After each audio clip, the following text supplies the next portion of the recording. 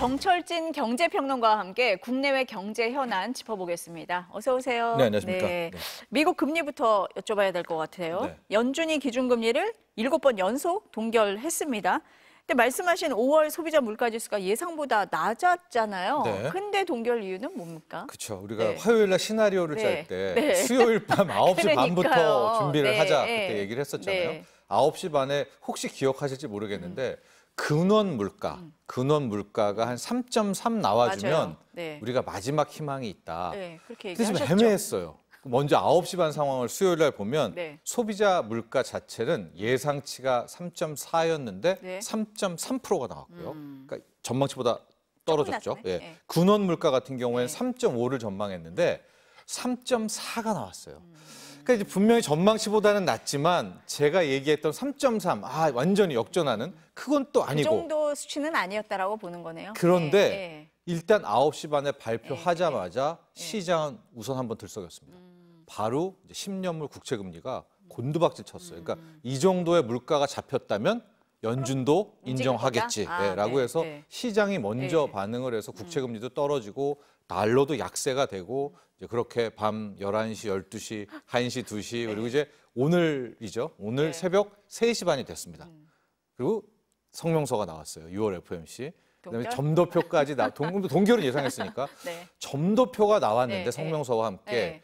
여기서부터 삐끗한 거죠. 몇 번이나 내릴까를 전망하는. 맞습니다. 네, 네. 점을 찍어서 네. 이야기하는 건데 물론 가장 많이 점을 찍은 8명이 점을 찍은 구간은 2회. 두 번, 예, 두 번 올해 내린다? 연말까지 네, 2회 네. 구간이기는 한데 네. 이게 이제 점도표가 크게 중위값을 표현하는 거니까 네. 전체 위원들이 점 찍은 걸 놓고 보니까 네.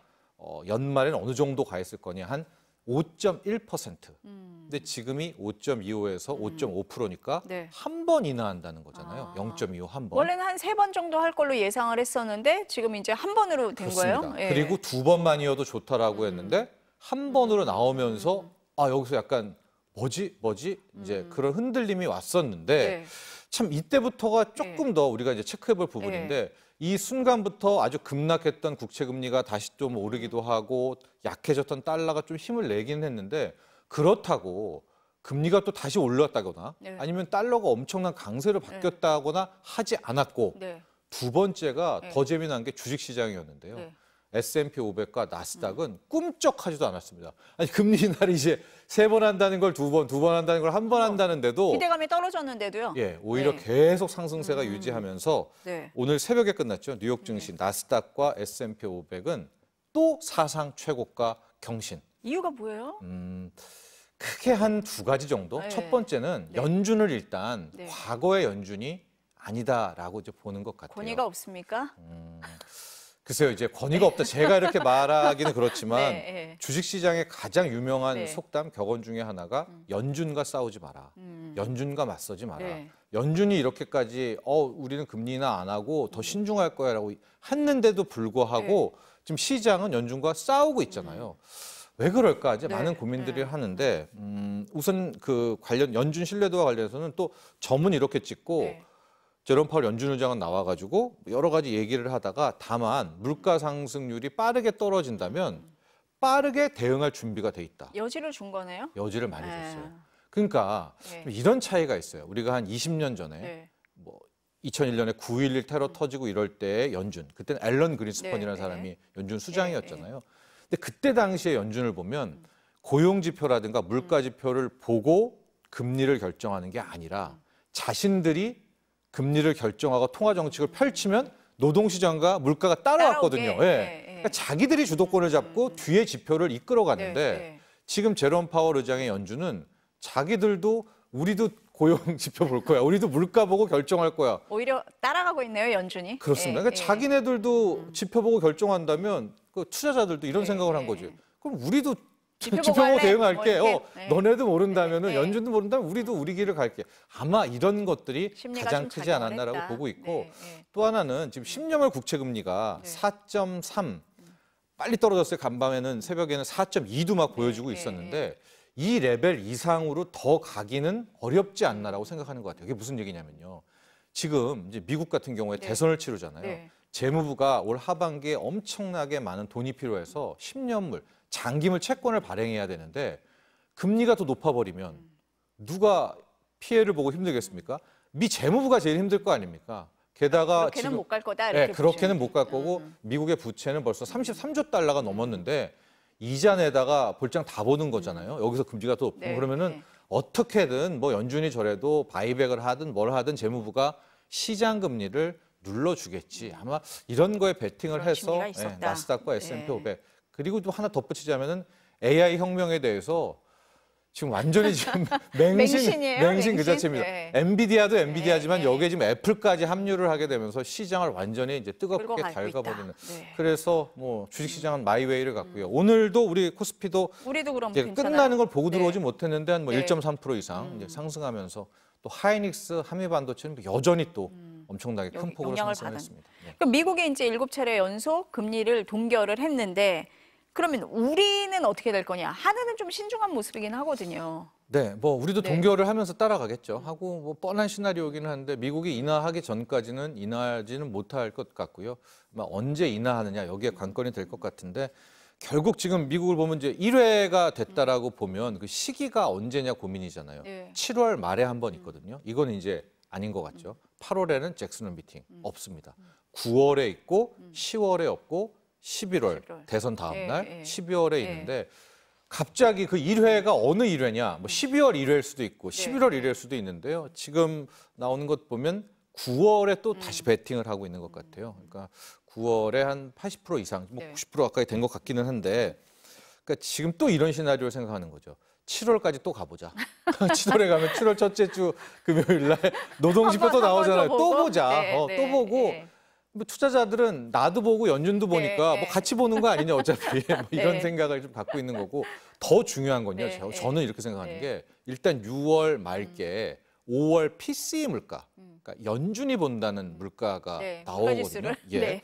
그 근원 PCE 네, 물가가 지금 한 2.8 정도 이렇게 보고 있는데 그게 그게 어떻게 또한 될까? 2.6 정도 레벨 요 정도까지만 떨어져 주면 네.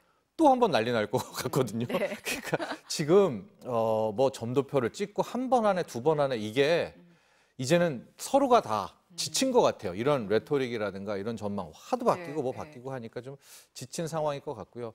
우리도 그냥 우리 한국은행도 네. 뉴욕 연은하는 거 보고 네. 이제 기다렸다가 하는 그런 흐름차가 좀 될것 신중한 같습니다. 모습이네요. 네.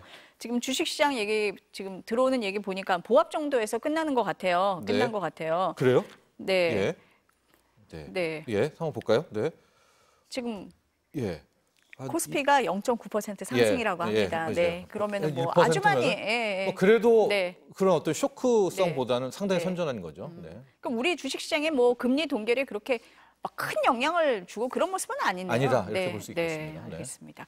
그 정부 여당이 오늘 공매도 제도 개선 최종안 내놨습니까? 네. 어떤 내용이에요? 네. 저는 이것도 오늘은 이제 이 재료는 아마 못 썼을 거예요. 왜냐하면 워낙 네. 6월 FOMC 회의에 네. 그게 컸기 때문에 네. 거기에 연동해서 됐고 특히 오늘이 약간 좀 복잡하긴 하지만 6월 선물 옵션 동시만기일 파생 상품 4개 파생 상품이 여러 가지 변수가 있는 날이에요. 예, 만기가 있는 날이어서 오늘 이 재료는 저는 굉장한 호재라고 생각하는데 이제 반영은 안 됐는데요. 어떤 내용이에요? 이게? 공매도 예, 개선의 예. 최종안입니다. 예. 복잡하긴 한데 크게 네. 세 가지만 기억하시면 네. 될 것 같아요. 네. 일단 공매도 현재는 멈춤 상태잖아요. 네. 이 공매도 금지 연장을 내년 3월까지 일단은 공매도는 추가 공매도는 못하는 걸 연장을 금지 예, 연장한다. 연장한다. 내년 3월까지. 내년 3월까지. 예, 예. 그러면 왜 내년 3월이냐? 예. 우리가 시스템 구축을 이야기를 많이 했잖아요. 모든 것들을 전산을 해서 네. 공매도의 수량이라든가 대주 치는 거, 빌려오는 이런 것들을 주문 넣고 하는 것들이 전산 시스템이 다 시스템인데 마무리되려면 그때까지는 시간이 필요하다는 맞습니다. 거예요. 예, 그래서 예. 증권사 시스템뿐만이 아니라 가장 핵심이 중앙에서 통제를 해야 되잖아요. 그 시스템이 내년 3월에 완비되기 예, 때문에 뭐 이복현 금감원장도 그랬고 윤석열 대통령도 그 시스템이 완비되기 전까지는 네. 공매도 금지 계속된다라고 했으니까 네. 말을 바꾸지는 않았습니다. 네. 그러니까 내년 3월까지 된다라는 거 하나가 있겠고요. 두 번째가 네. 리볼빙이라고 해가지고 이것도 이제 주식 투자하는 분들에게 우리나라만의 이제 불합리성인데 그 우리는 뭡니까? 네. 공매도를 쳐놓고 네. 이제 환매를 안 하고요. 계속 증거금을 내면서 끝까지 가는 거예요. 계속할 수도 있어요? 계속할 예, 수가 있어요. 예. 그러니까 기우제 지내듯이 네. 비가 올 때까지 지내잖아요. 네. 주가가 떨어질 때까지 계속 계속 할 수가 공매도를 있는 칠 거예요? 수가 있는. 그런데 이제 네. 오늘 나온 건 뭐냐면 네. 그 2월 하는 리볼빙을 3개월씩 4번. 그러니까 제한을 두는 최장 거네요. 1년까지밖에 할 수가 없습니다. 그러니까 어느 종목이 떨어질 것 같아서 뭐 대거 공매도를 쳤어요. 3개월 지났어요. 3개월 지났어요. 4번 하잖아요. 4번 하면 끝났다. 1년간 버티면 우선은 포지션 아웃. 그리고 다시 쳐야 돼요. 그러니까 옛날처럼 세워라 내워라 끝까지 갈 수 없다는 게 이제 두 번째 네, 아니고 제한을 두는 거고. 네, 세 번째가 네. 불법 공매도를 했을 때 형사처벌은 아니었거든요. 네. 근데 이번에 나온 것을 보면은 벌금의 그 규모도 커졌는데 플러스 형사처벌까지 가능하죠. 이것도 실은 네. 많이 원했었고 네. 당시에 이복현 금감원장도 이것도 형사처벌 대상이다라고 네, 했는데 네. 이번에 나온 안을 보니까 네. 불법 공매도를 했을 시 형사처벌도 가능한 이제 크게 한 3가지 정도가 네. 눈에 들어왔습니다. 그러면 계속 얘기 듣던 게 이제 불법 공매도 때문에 그랬는데 형사처벌이 되면 이게 좀 차단이 될 수 있다 이렇게 보세요? 그러니까 이거 똑같죠 뭐 네. 범죄라 이거 한 사람은 하겠지만은 그래도 네, 상대적으로 네, 이 정도까지 해놨다면 네, 상당히 과거에 비해서는 좀 진전이 개선된 됐다, 측면이 개선이 있고 됐다. 특히 네. 이제 1년으로 끝난 네. 것들, 네. 2월 하는 것들 이런 것들은 상당히 좀 이제 개선됐던 네. 움직임이다 이렇게 보여집니다. 아까 그 공매도 시스템 구축 얘기를 했는데 이 비용을 기관 투자자들이 내요? 아마 어떻게 돼요? 기관도 내게 되고 거래소 네. 내야 되는데 이게 네. 실제로 뭐가 문제였었냐면 비용의 문제가 네. 아니라 우리 국내 증권사들은 다 여기에 들어가겠죠. 근데 외국계 증권사는 공매도를 치는 곳들이 홍콩이나 싱가포르에 있거든요. 해외에 있어요? 예, 그럼 네. 그들이 과연 우리 시스템에 뭐 들어올 것이냐 말 것이냐 그들 때문에 중앙 통제가 안 된다 뭐 이런 핑계와 명분이 있었는데 네. 그 부분에 대한 언급은 없었거든요. 없어요? 아직은 제가 확인을 못할 수도 있는데 근데 이것 다만 때문에 된다는 건 뭐 그들도 네. 들어왔겠다는 거겠죠. 증시 이탈이 있을 수 있다 이런 시각은 어떻게 보세요? 근데 저는 네. 좀 반대적인 입장이에요. 무슨 얘기냐면 증시 이탈이라는 게 코스피가 증시 이탈 때문에 못 오를까 봐 증시 이탈을 걱정하는 거잖아요. 네. 그들이 있어도 못 올랐습니다. 그들이 있어도 공매도 하고 기업 쪼개기 상장하고 네, 뭐 그러면서 이제 네. 코스피가 이 모양이 된 것 아닙니까? 그러니까 차라리 그럴 바에야 공매도의 억울한 점들 다 해결하면서 불합리한 점들을 해결하면서 그게 해야지. 급선무지. 예. 기관들이라든가 뭐 큰 손들이 들어왔다고 코스피가 잘 된 적이 없었거든요. 그래서 저는 약간 좀 그 말은 어폐가 있다. 네. 네. 제도적으로 좀 이렇게 보완을 하면서 해나가야 된다 이런 네. 말씀이시고 정부가 하나 더 내놓은 게 있어요. 소액주주 보호를 위한 상법 개정을 한다. 이 속도를 내고 있는데 이사 충실 의무 대상을 기존 회사에서 주주로 확대한다고 했거든요. 이게 무슨 뜻이에요? 이제 밸류어 프로그램 나왔을 때 네. 제일 중요한 게 이거다라고 그때도 이제 많이 얘기를 했었는데요. 주주들을 보호하는 그런 이런 겁니다. 상법 제 예. 382조 3항인데 현재 주주의 의무를 우리가 규정할 때 이사의 의무를 규정하는 조항인데 우리 현재 상법의 네. 382조는 이사는 회사의 이익을 위해 직무 충실의 의무가 있다라고 하는 네. 건데요. 회사가 플러스 이제 어떤 식으로 개정을 하냐면 회사는 물론이고 네. 주주의 비례적 이익에 직무 충실의 의무가 네, 있다. 네. 그러니까 회사뿐만이 아니라 주주의 이익도 함께 대변하는 것이 이사다. 난 이사회의 의무다라는 네, 겁니다. 네. 이게 뭔 말이야 하실 네. 텐데요.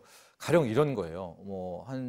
과거 몇 년 전에 가장 컸던 물적 분할의 대명사 LG화학은 좀 뭐 아직도 또 얘기할 수 있겠지만 LG화학과 네, LG 에너지 엔스. 솔루션으로 네, 나뉘게 네, 되면서 네. 정말 이 물적 분할이라는 게 정말 네. 대표적인 네, 네. 말도 안 되는 그랬죠. 거 아니겠습니까? 근데 현재 우리 상법으로는 그런 짓을 해도 주주가 뭐 하나 그게 불법적인 게 아니니까 할 수가 없습니다. 네. 근데 다만 상법을 이렇게 개정해 놓고 나면 네. 적어도 주주들이 목소리를 낼 수가 있겠죠. 아니 이건 회사의 이익에서 그랬다 쳐도 이사회가 네. 주주의 비례적 이익에는 완전히 어긋나는 거죠. LG화학을 당시에 샀던 사람들은 2차 전지까지 놓고 산 건데 그걸 쪼개버리면은 말도 안 되잖아요. 그렇죠. 그러면 소송이라든가 뭐라든가 이런 거에 하나의 큰 명분과 네. 시작점을 줄 수 있지 않겠느냐라고 해서 저는 밸류업 하느니 하느니 상법 개정이 되게 중요하다고 얘기했는데 이 안을 네. 정부가 오늘 들고 나와서 네.